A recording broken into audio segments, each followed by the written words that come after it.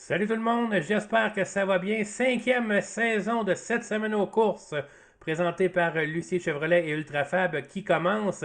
Première édition de notre nouvelle formule avec 3 soirs d'émission. Donc, le mardi, on aura les résultats. Le mercredi, on aura l'entrevue de la semaine et le jeudi, les nouvelles. Donc, les mardis, ce sera les résultats de la dernière fin de semaine. Et on a été chanceux, on a eu 3 soirs de course la semaine dernière. Malheureusement, on n'a pas eu de course au Québec, mais tout de même, les gens de la région ont pu se déplacer pour aller voir des courses jeudi soir du côté de Airborne Park Speedway à Plattsburgh.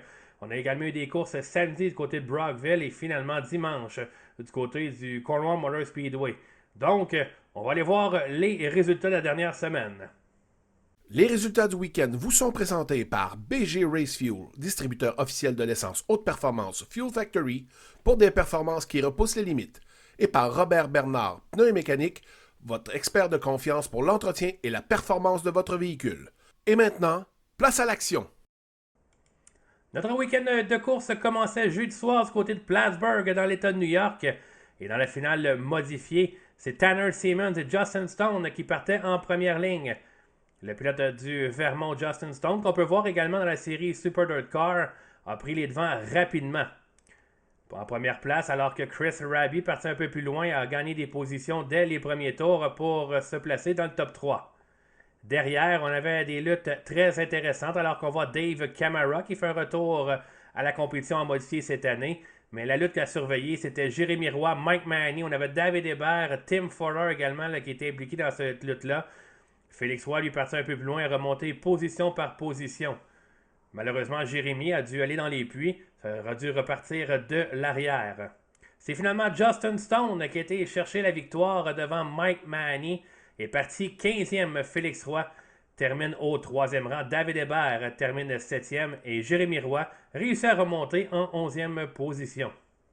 On avait également les Sportsmen en piste avec en vedette Donovan Lucier, le pilote de l'heure dans la voiture 61L. Parti 18e, il a su éviter un carambolage dès le premier tour et par la suite a gagné position par position. Vraiment un pilotage technique de la part de Donovan Lucier qui lui a permis d'aller chercher la première place et remporter une autre victoire cette saison. Vraiment, lorsqu'on dit que la confiance sert à un pilote, eh bien, il fallait voir les dépassements que Donovan a fait lors de la soirée de jeudi. Vraiment, il est à l'aise dans la voiture 61, très à l'aise à Airborne et va défendre son championnat encore une fois cette année. Après sa victoire, on a amené la voiture 61L dans l'inspection. On a regardé plusieurs aspects de celle-ci et tout était légal. Donc, Donovan Lucier qui a passé haut la main l'inspection. On doit également parler de Léa-Jeanne Lausière qui a récolté son premier top 5 en terminant au 5e rang dans la série Novice. Puis samedi, du côté de Brockville, on avait la série Sprint Crate 602. Et c'est Marc Surprenant qui a été chercher la victoire. Et au 2e rang, celui qui en était à ses premiers faits d'armes, c'est Jérémy Lafleur dans la voiture numéro 24 qui a terminé 2e. Il est très rapide déjà dans la voiture 24. Ryan Poole a terminé au 3e rang. Guy Gosselin 4e et Jeffrey Ware a pris la 7e place. Du côté de Lafleur, va être à surveiller. On le sait à quel point il est rapide chez les Lightning Sprint. Bien hâte de voir sa progression du côté des Sprint Crate. C'était une manche également de la série Ogilvy's pour les modifiés.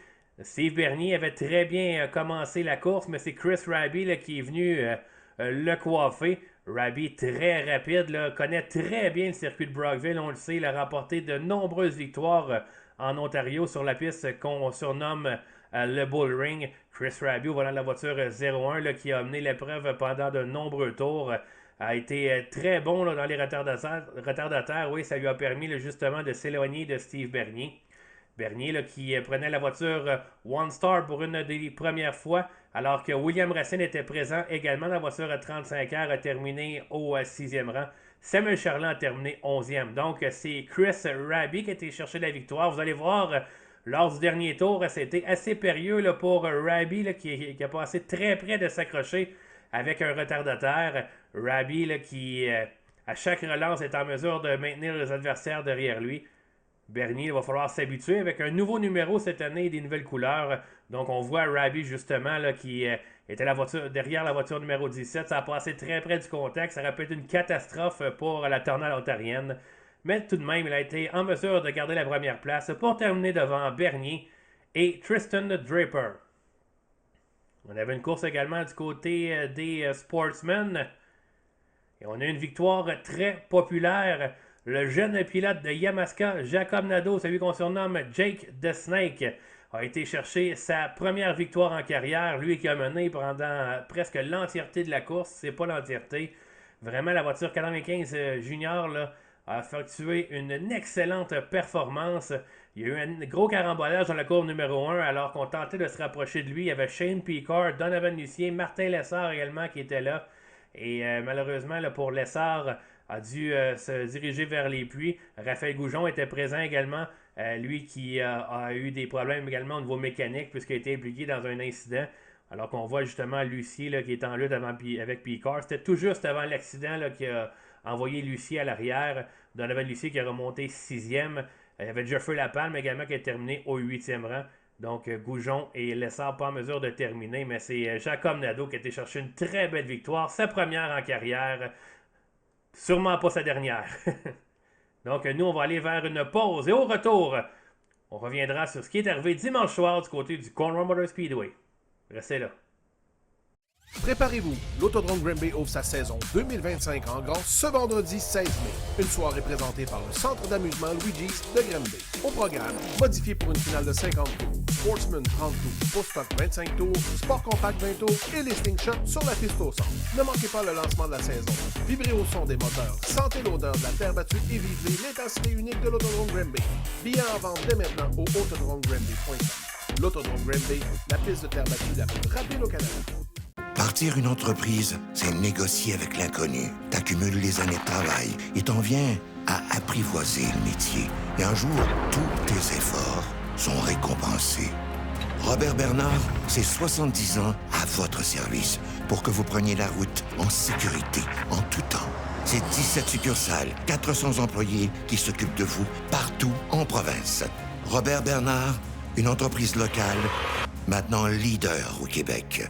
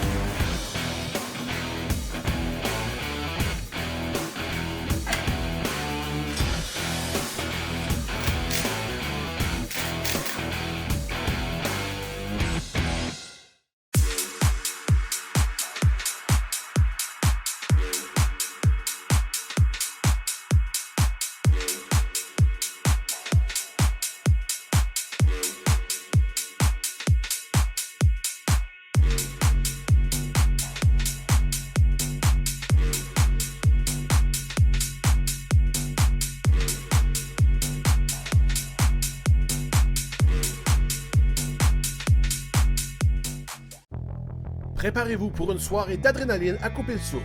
Jeudi soir, c'est le Thursday Night Thunder au Airborne Park Speedway de Plattsburgh. Les modifiés 358 et toutes vos divisions hebdomadaires favorites seront en action.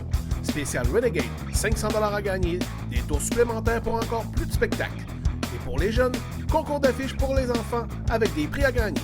Les portes ouvrent à 17h, le spectacle débute à 19h. Airborne Park Speedway, là où la vitesse rencontre le plaisir en famille.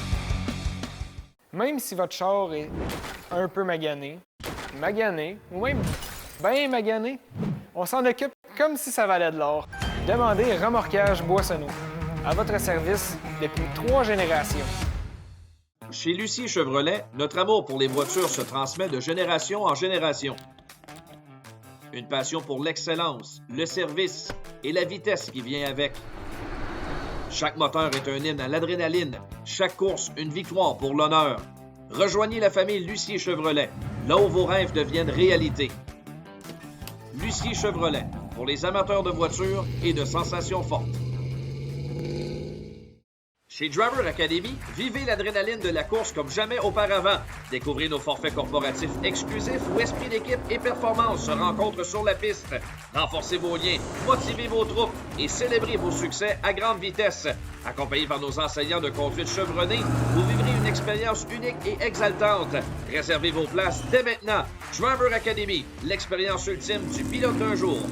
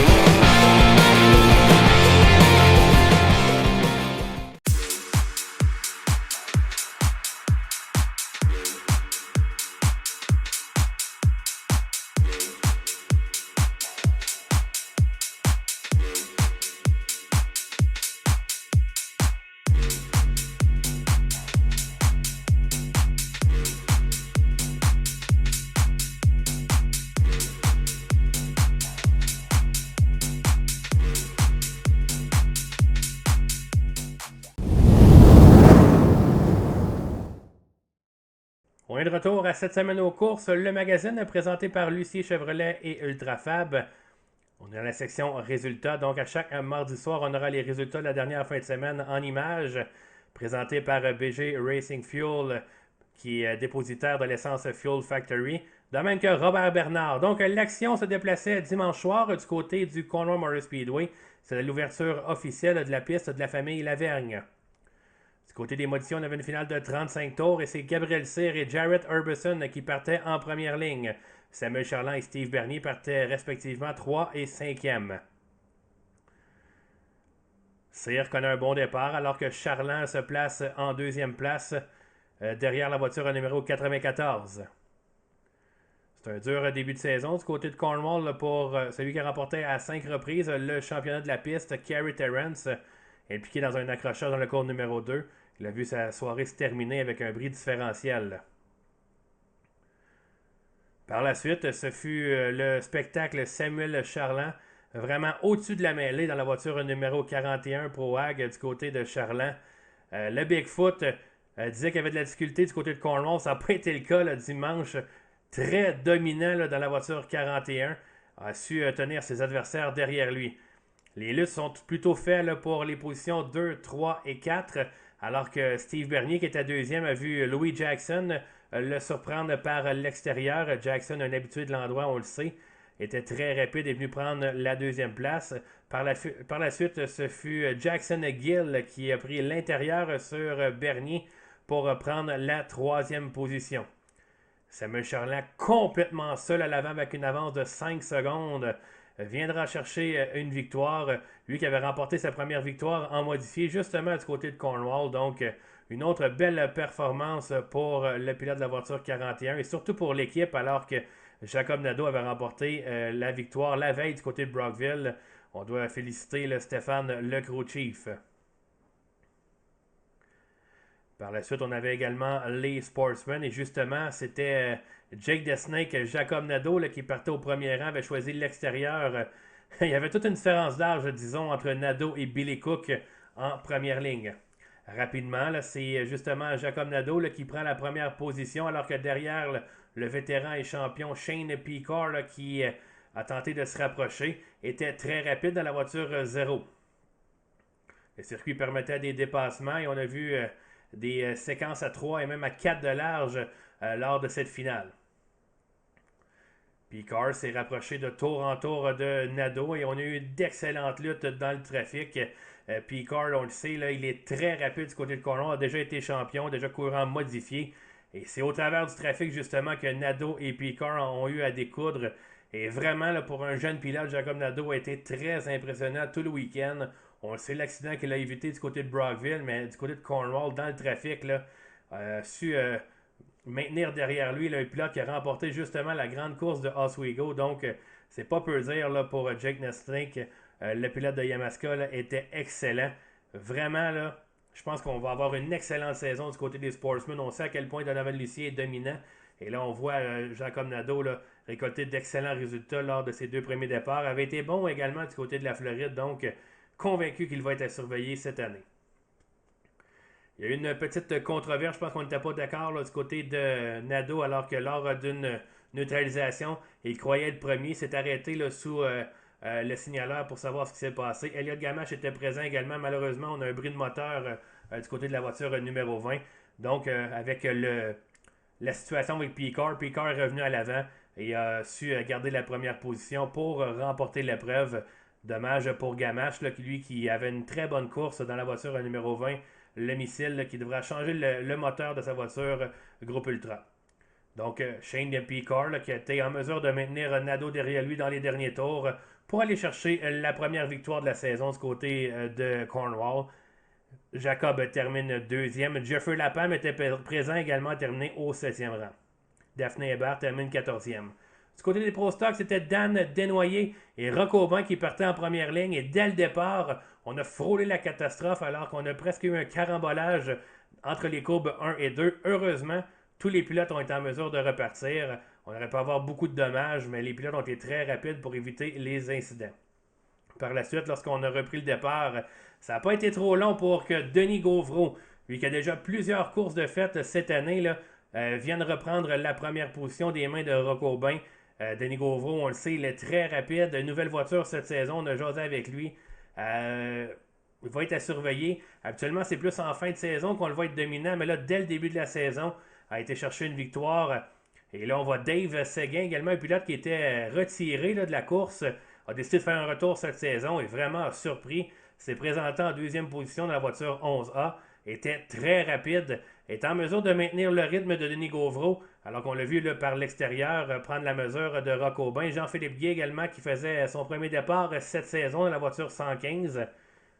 Jean-Philippe Guy, là, un transfuge des sports compacts, sera en temps plein en Pro Stock en 2025.